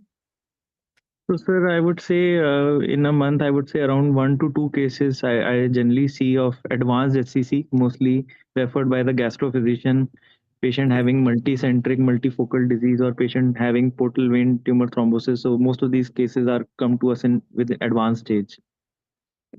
Right. So you said it all in your opening statement that you see advanced cases with portal vein thrombus with multifocal HCC. Vishnu, what about Sarvodaya? Sir, 6 to 8 cases per month, sir. We don't have a huge patient load. Actually, I'm from Kerala, sir. I used to see a lot of hepatocellular carcinomas in Kerala. It is a very common disease in Kerala, but it is replaced by gallbladder cancer in the north. When I came to north, gallbladder cancer is much more common than hepatocellular carcinoma. Okay, so you're seeing more of gallbladder. Yes, sir. Okay. So what about at Medanta, Joydeep? You see a lot of HCC there in the OPD? So combining the patients, the new patients who come to the OPDs and various references that we get from maybe gastro department or the liver transplant department, around 5 to 6 cases per month we usually see. And what about the etiology? Are you seeing a shift from hepatitis to, metabolic syndrome? Joydeep? Yes, sir. So there are patients, who have steatohepatitis, and we see many patients, and especially there was a young patient from Africa. He was 35 years old, but he was a fit patient, no obesity, no metabolic syndrome, and no hepatitis B, hepatitis C. but still unfortunately diagnosed with a very advanced HCC, and even worse, he was treatment refractory. So, I still fail to understand that what was that specific etiology that the gentleman had, that he had such an advanced HCC and an HCC which was so 3 weeks after the first cycle. But yes, I think it is shifting from, I guess, in hepatitis C, hepatitis B, to some non-viral causes. And these days, I guess there are younger patients, I think in between 40 to 50 years, even without a metabolic syndrome, sir, who are being diagnosed with this disease. And I Yeah. still fail to understand how is it that, they are developing such an advanced disease Yeah, at such a young age. right. So very interesting. Cancer still remains an Yes, enigma. sir. Dr. Satya, your thoughts Yes, on sir. the etiology Yes, and sir. the number of cases you see? So, sir, in our clinic, we generally tend to see 5 to 6 patients per month of SCC. And I will tell you, it's been more than 10 years I am into the field of oncology from my residency. At that time, I would say around 70 to 80% of cases that I encountered at that time was predominantly viral. But Right. nowadays, I think the ratio is shifting more from 80-20 to 60-40 for viral versus non-viral etiology. So I must say non-viral etiologies incidents are increasing. Yeah, I think you're absolutely right. The incidence of metabolic syndrome, which would include obesity and diabetes, and these lifestyle changes, which are resulting in actually patients coming with um, just HCC and no history of cirrhosis. But when you look at the ultrasound or a scan, you do find ultrasound cirrhosis, and it's really shocking that you're discovering, I mean, for the first time, the person having HCC. So that's not, uncommon in our practice day to day. So this is a very, very significant thing which we are observing. So can we go to the next slide? So I think we already covered this. Common etiologies, shift in etiology. Next slide, please. Anybody wants to make a comment, I think, and is always welcome to please come in. So I think we've covered these. Next slide. Next slide, please. Okay, I think most of the patients come from gastroenterologists or hepatologists in the hospital. And do you have I think the question would be, since we have 3 institutions being represented, at Batra, for example, do you have a tumor board, Nikhil? Yes, sir, we do have a tumor board, but unfortunately, as mentioned, most of these patients come to us at an advanced stage. And wherever local therapy is an option, we do consider these patients for feasibility of TACE.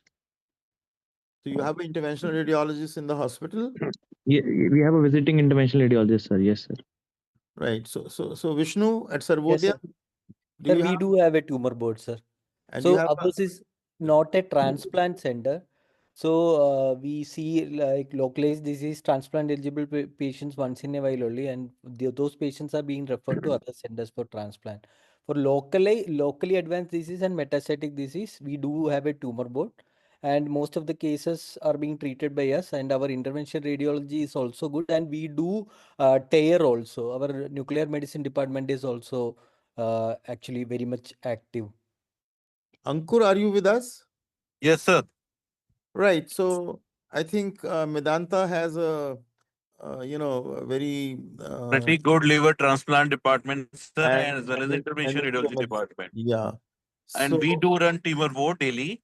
hmm. So we discuss all the cases in our tumor board, and then tumor board decisions follows. So luckily, we do have some patients in the early stage also, and they are usually referred for liver transplant.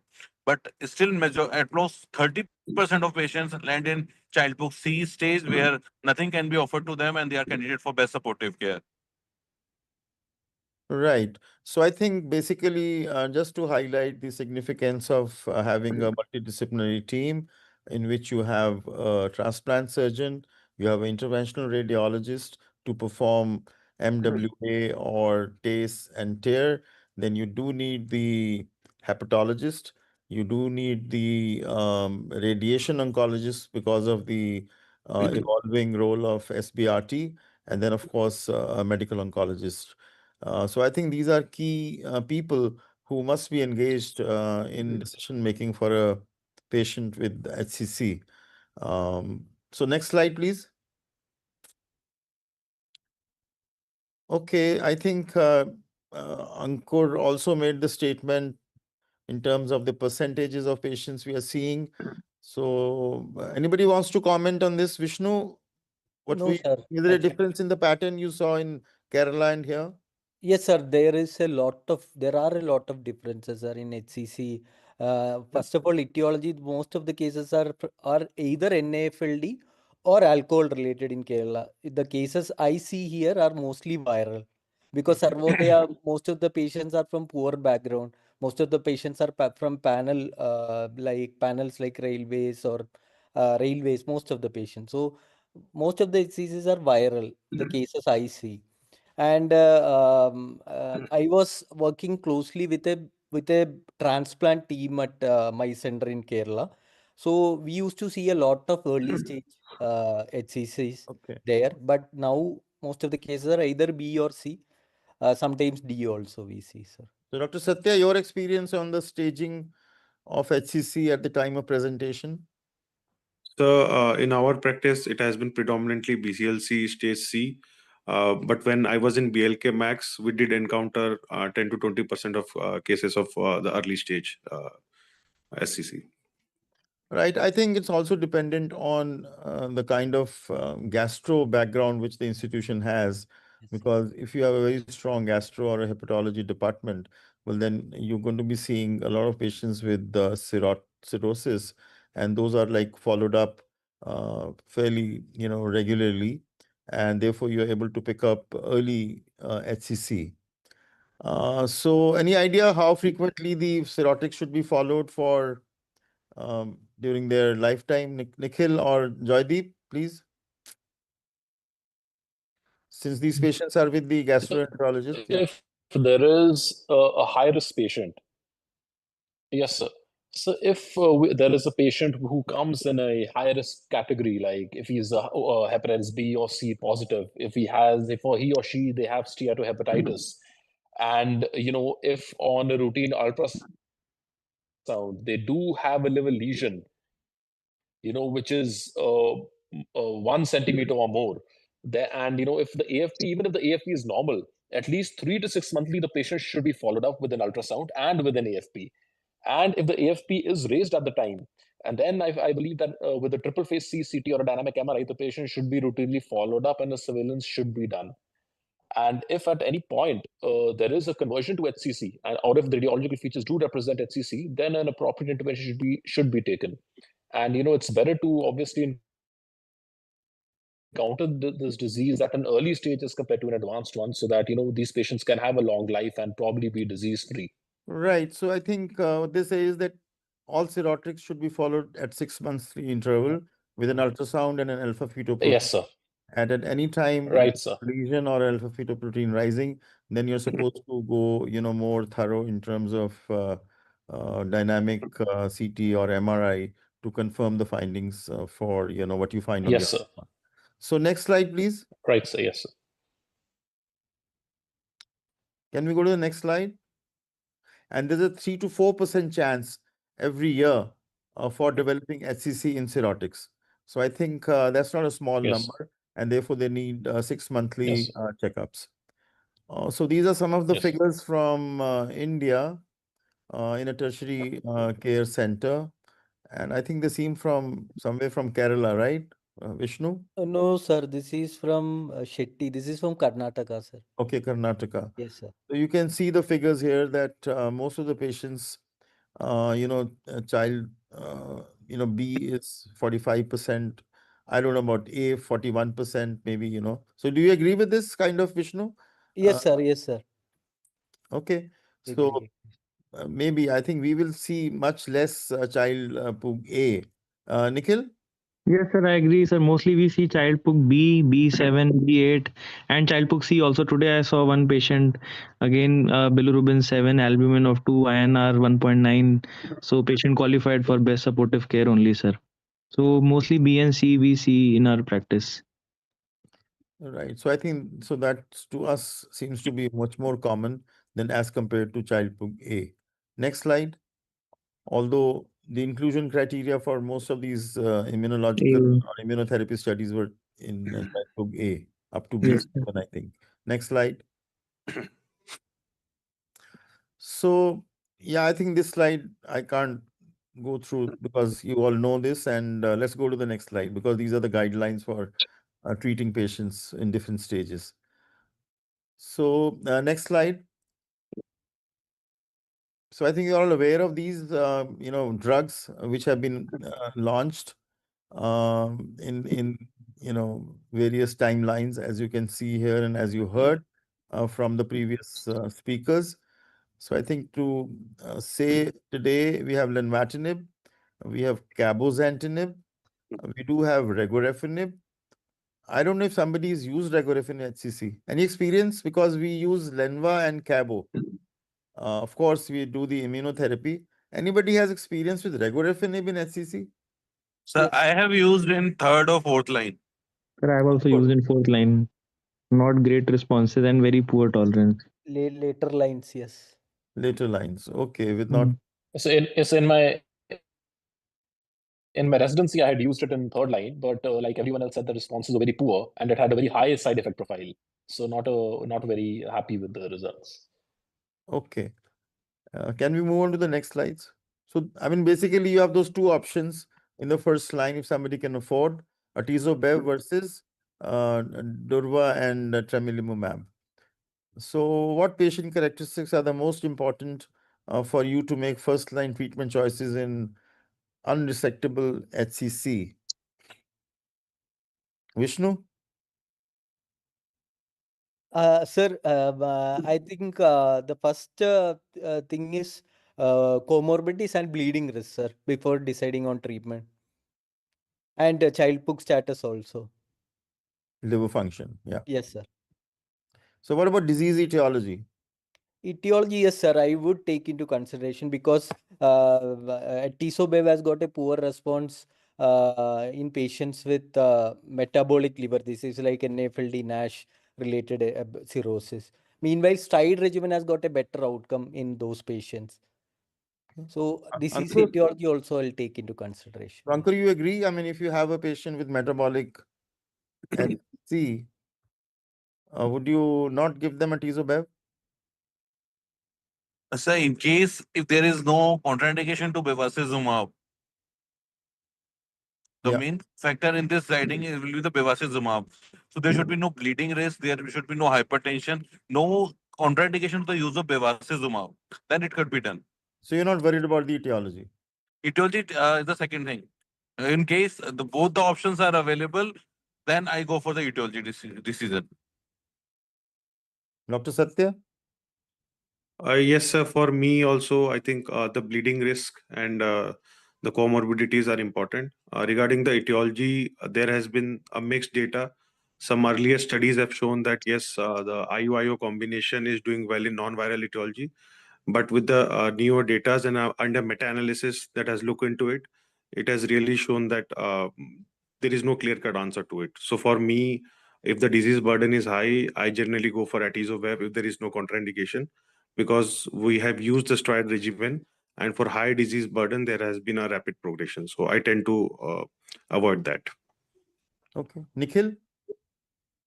Sir, I would differ. So I do take into consideration the etiology, and as per the Himalaya data, also patients who had non-alcoholic fatty liver disease did better in the stride regimen.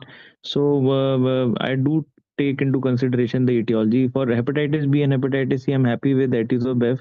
But for NFALD, I feel these are immunologically cold tumors, and adding that second IO drug would actually help. And as we in the trial, we can also see that Durva as a single agent was non-inferior to sorafenib, but that single dose of Tremi actually did made all the difference in terms of improving the PFS as well as OS. So in my practice also, I've used in NFLD related cirrhosis and SCC, and I think the responses are pretty much decent. So I do consider the etiology as well, apart from the bleeding risk as discussed by the panelists. Of course, I mean, there should be. I mean, bleeding, if it is there, then of course it's a no-brainer. Yes. Jaideep, yeah, your thoughts on the etiology and other issues in selection of the first-line therapy? Joydeep? I would, yeah. So, so in first line therapy, if I would want to, my first, yes, sir. So, firstly, I will take into consideration the LFTs, because based on the LFTs, we'll choose the child pug status. So, being a child pug A, I would go with either stride or bev tizo. If the patient maybe lenvatinib. Second thing, sir, that I would consider is the bleeding risk. You know, patient being a child pug A, I would take into consideration the bleeding risk. If the bleeding risk is high, then I would go for the stride protocol. And you know, if the risk is low, then maybe an atezo bev. Then yes, sir, like my colleagues have said, then I would also take the metabolic syndrome into account. Yeah, your voice And is breaking. along with that, sir, like I said, so I'd keep firstly I'd keep the LFTs, second bleeding risk. Yes, sir. So like I had said, sir, I would like to keep first the bleeding risk. First the liver functions. Keep the metabolic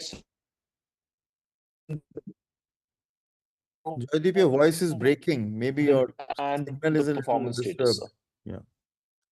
Okay, can we move on to, so there's a mixed kind of opinion here.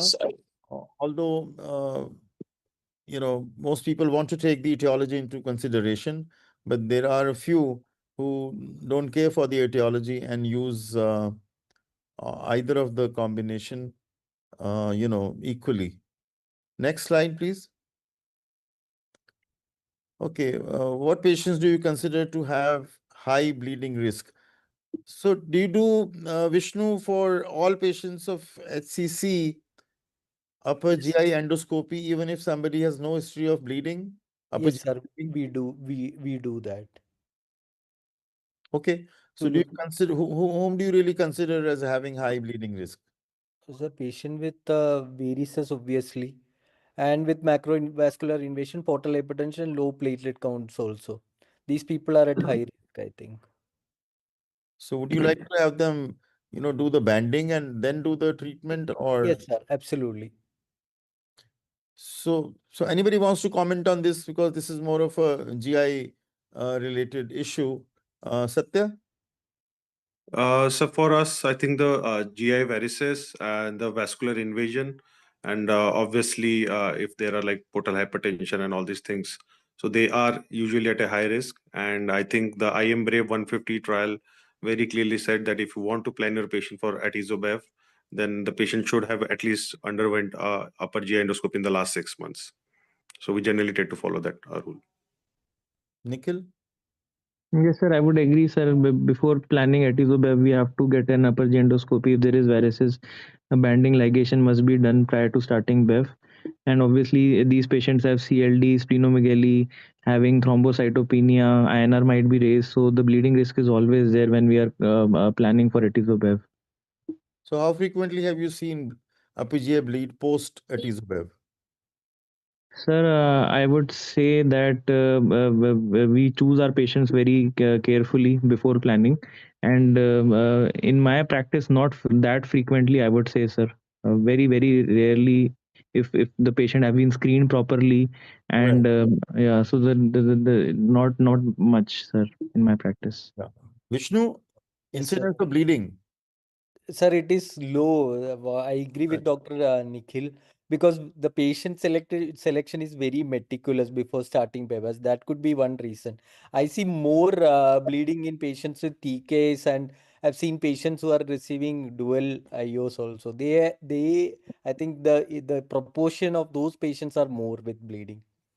Ankur, what about Sir, Even I have not seen any case till now with bleeding post bevacizumab, and the reason is only that we are too worried about this side effect, and we choose our patient very meticulously. So if a patient is having this varicose bleed and we have ligated, even we are quite reluctant not to start atezolizumab and can offer this. If the bleeding risk is high, we can offer these patient TKIs. Okay, so I think it says it all. Next slide, please. So we need to be careful, and we haven't seen too many upper GI bleeds post atezo-bev. I think that's the message which is coming out of this, provided you've selected your patient well. Next slide. So I think these are theoretical points which were covered by most of the speakers, which we are all aware of. So can we go? I think we are almost close to 9. Ashok, are you there? I'm there. I'm there. Yes, I think. Can we go to yeah, the we are. case and then, I mean, have a little 3 slides there and then close it? Yeah, sure. Yeah, because this is all becoming going to be theoretical, OS and PFS and all that. So can we go to the last 3 or 4 slides, please? So that becomes practical. I think these slides were all shown by Devinder. Okay, next. Right. So 55 years old male, cirrhotic, child pug A. So, and found to be having a single 4 centimeter lesion in the right lobe of the liver. And AFP is 223. So Vishnu, how do you proceed? The first step would be to do a triple phase imaging, either CCT or MRI. That depends. I would means both are fine. Either one of is fine. So we'll do the scan first, which is a triple phase to make the diagnosis. And if it is confirmed, if it is confirmatory of cirrhosis, then we'll do the next step. So do you do a biopsy, Dr. No, Satya? sir. No, if it is a LIRADS 5 lesion, then there is no role for biopsy. Satya, do you do a Yes, biopsy sir. for all your patients? No, sir. No. Like Dr. Vishnu said, we if nowadays all the imaging reports they do contain the LIRAD scoring, and if it is basically matching the definition as suggested by the American Association of Liver Disease, we do not go for biopsy. Ankur at Medanta? No, sir, not in all patients. See, this patient is a typical SCC with a cirrhotic liver. And if this shows a typical arterial phase washout, we don't go for biopsy in presence of raised AFP.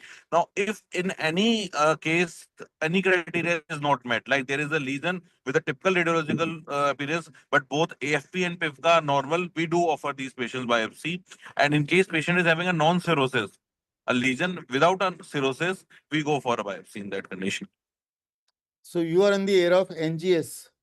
Nikhil, do you not want a biopsy to be done to, look at some kind of a target which may be present in the in the liver, HCC maybe?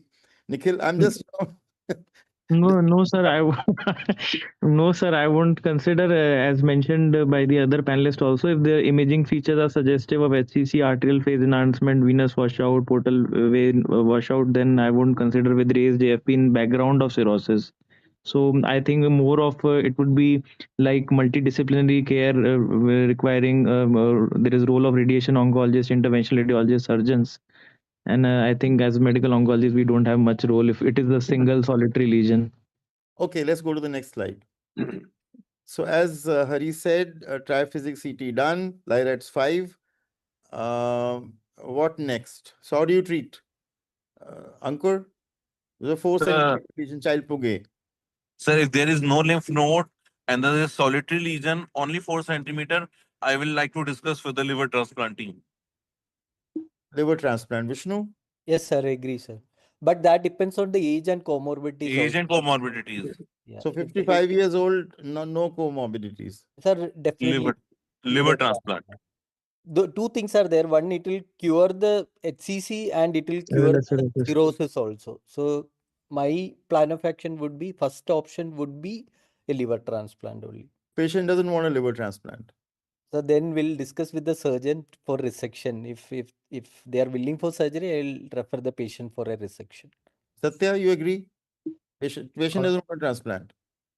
So I think, sir, we have both the options of resection as well as the microwave ablation or RFA. I think RFA may not be a good option. I think it's more than 3 centimeter, but yes, we can always take an opinion of intervention radiology here.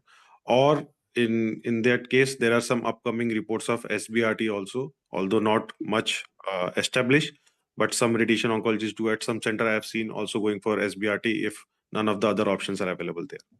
Joydeep, Yes, sir. surgery, SBRT, MWA. So surgery, resection. Nikhil?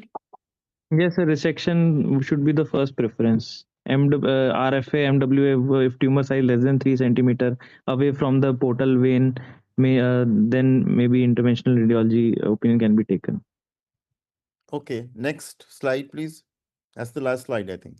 So surgery done, negative margins. Any role for ctDNA in HCC? Now you have the biopsy. So tumor-informed ctDNA. So it's in vogue, right? Yes. ctDNA, yes, sir, we can do actually. If the patient is at high risk for biopsy, then definitely we can do a CT DNA. The main thing is there is a target available now, NTR, even though it is rare. So we can very well consider ctDNA in those patients, but not in first line. Right. So at the moment, it's highly experimental. Yes, sir. I Yes. think keep your eyes open in that. So 1 year later, after the surgery has been done, of course, no adjuvant therapy was given because this wasn't a high-risk patient. Patient is found to have, one lesion in the right lobe, one in the left lobe, 2.5 centimeter each, and there's a right portal vein branch thrombosis. AFP is 320. So Satya, what do you think? How to approach this? Hello. Yeah, Satya. Yeah, sorry, sir. There was a just lost in connection. Could you please repeat your question? So 1 year after the surgery, patient is found to be having lesions in the right lobe, one in right lobe, one in left lobe, and there is a right portal vein branch thrombosis. AFP is 312. So how do you approach this? Okay, so I think it has become more than one focus. So I think it's a multifocal, and here I can see there is thrombosis. So sir, for me, I think systemic therapy would be the way forward. So which one? Uh, so I think, sir, there was no viral etiology for this patient, right? Yeah, Or it right. was. And the disease burden is not that much. So I think, sir, both the stride and atezolizumab for me. If there is no other contraindication for bevacizumab, then atezolizumab would be my go-to regimen. And if there are contraindication, then the stride regimen. Okay, Vishnu, what do you think? You agree with him or you have another view? Yes, sir. Actually, systemic treatment is an option. If we stretch our imagination, we can consider SBRT also for this patient, actually. So, the problem with SBRT and TARE are that both are not included in any of the major guidelines. But if you look at the Asian guidelines from Korea or China, we'll get a lot of data regarding both SBRT and TARE. So, for this patient, I think SBRT is an option. Obviously, we'll have to add some form of systemic treatment post SBRT. Obviously, we need to add, but either systemic treatment or SBRT with plus TKAs or immuno, we can add. Ankur, is TARE an option? Sir, the exact location of the lesion has to be looked. I don't think that there could be a benefit, but in some cases, individual cases, we can consider tear followed by SBRT for the thrombosis, and then we can offer them adjuvant treatment. So, Nikhil, before any comments here?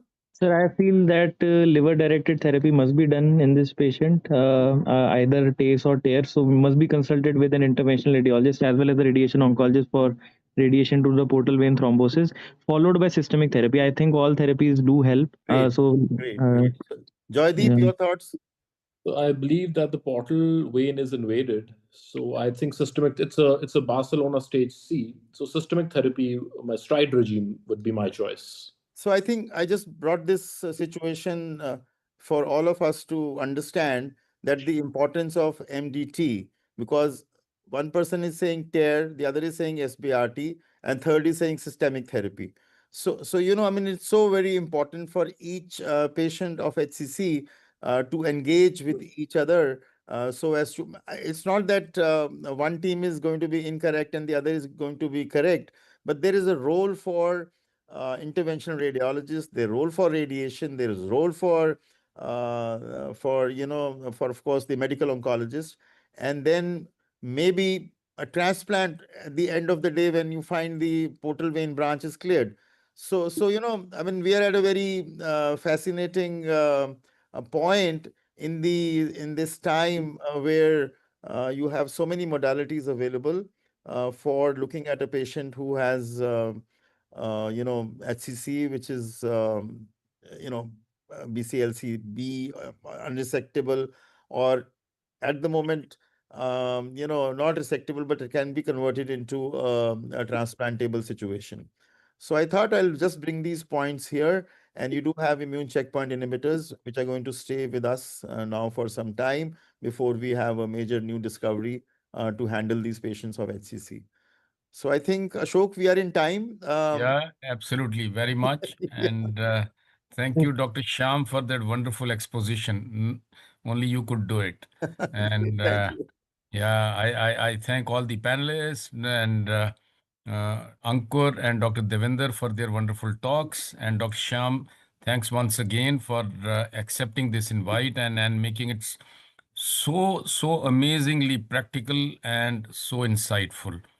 I thank the partners here, and that is AstraZeneca, Zydus, and Aureate, and the technical team from Mice Ideas and Indian Oncology Foundation for giving us this platform. Thanks once again. Take care, and we come back with another interesting topic maybe next month. Till then, goodbye. Have a very happy new year. May Happy your New Year, sir. all your wishes come true in 2026. Thank you so much, and Thank see Bye. you Good soon night. once again. Happy Bye New bye. Year. Good Happy New night. Year, sir. Good night. Happy New Year. Happy New Year, sir. Thank Good you. night and happy new year, sir.